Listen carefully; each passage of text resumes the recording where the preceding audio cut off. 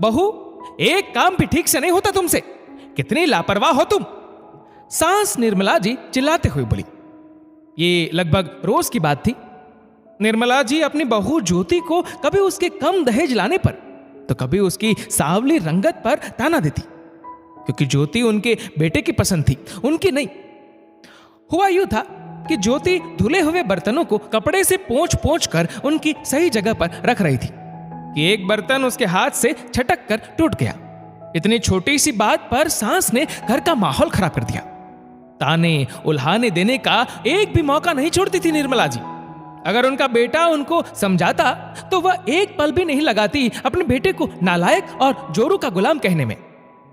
बेटा सुबोध भी मां का दिल नहीं दुखाना चाहता था। वह कुछ नहीं बोलता। छोटा सा 4 लोगों का परिवार था। सास निर्मला जी, बहू ज्योति, बेटा सुबोध और उनका बेटा आरव। ज्योति रोती हुई अपने कमरे में चली गई। सुबोध तब कमरे में ही था। अपने पत्नी को रोते देख वो भी समझ गया कि फिर मां ने ज्योति को भला बुरा कहा है। सुबोध, हमारी शादी को 7 साल हो चुके हैं, ये सब मैं कब तक सहन करूं? तुमने कहा मां का दिल जीतने की कोशिश करो, धीरे धीरे सब ठीक हो जाएगा। तुमने आज तक कभी देखा है मुझे पलटकर जवाब देते हुए? तुमने कहा था नौकरी छोड़ दो, मां मुझे दिल से अपना लेगी। मैंने अच्छी खासी सरकारी नौकरी छोड़ दी मां को खुश करने में। अब मुझसे मां के ताने उलाहने नहीं सहे जाते। आज ज्योति के धैर्य का बांध मानो टूट गया था। ज्योति ने रोते हुए कहा। सुबोध मन ही मन सोचने लगा, बात तो उसकी सही है। मां ज्योति का पल पल अपमान करती है। मैं मां को कुछ बोल भी नहीं सकता और पत्नी को दुखी भी नहीं देख सकता। लेकिन इस बार सुबोध हिम्मत करके मां के पास गया, उनके चरणों में बैठ गया और बोला, मां, छोटी छोटी बातों पर घर का माहौल तनावपूर्ण नहीं करते।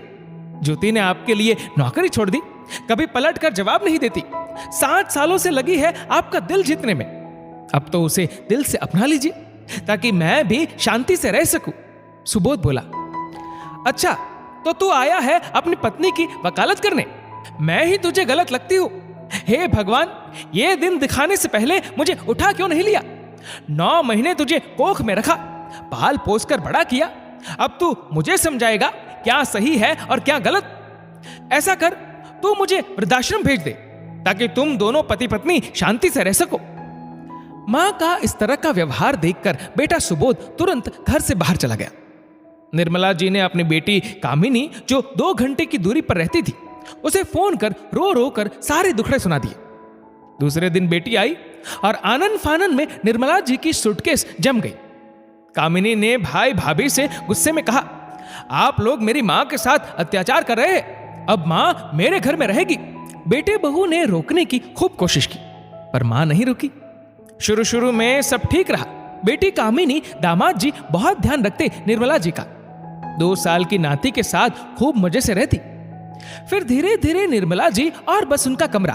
बेटी कामिनी दामाद जी सुबह सुबह ऑफिस निकल जाते, रात को 7-8 बजे तक ही वापस आ पाते। बस 2 साल की बच्ची की आया बनकर रह गई निर्मला जी। मां के आने पर बच्चे की देखभाल के लिए जो आया थी उसे कामिनी ने निकाल दिया। घर में जो बने वही खाना पड़ता, उनकी पसंद कोई मायने नहीं रखती। तब निर्मला जी को एहसास हुआ, बहू तो उनकी पसंद का नाश्ता खाना सब बनाती थी। यहां तो पहले पैसे दो फिर निर्मला जी की दवाई आती, और वहां बेटा बिना बोले दवाई खत्म होने से पहले ही ले आता था।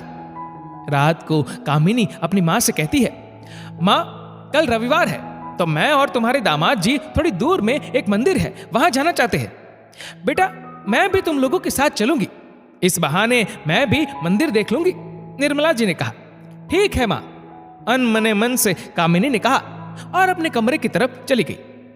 कितने बजे निकलना है ये पूछने के लिए निर्मला जी कामिनी के कमरे की ओर जाती है। कमरे के बाहर से ही उन्हें कुछ आवाजें सुनाई पड़ती हैं। मां को इतनी समझ में नहीं है कि कुछ समय के लिए पति पत्नी को अकेला छोड़ दे। मैंने तो सोचा था मंदिर के बाद हम साथ समय बिताएंगे, लॉन्ग ड्राइव पर जाएंगे, बाहर लंच करेंगे। कामिनी ने अपने पति से कहा, तुम ही उन्हें लाई हो इस घर में, अब भुगतो। कामिनी के पति ने कहा। यह सुनकर निर्मला जी को विचार आया, बेटा बहू भी तो कभी अकेले घूमना चाहते होंगे, साथ समय बिताना चाहते होंगे। हर वक्त मैं उनके साथ साई की तरह रहती हूं।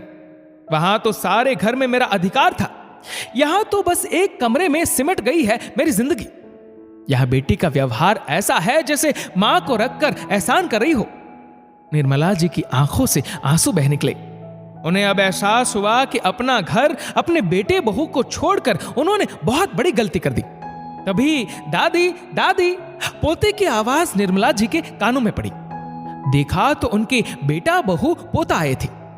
बहू ने पैर छुए तो निर्मला जी ने उसे पहली बार गले से लगा लिया।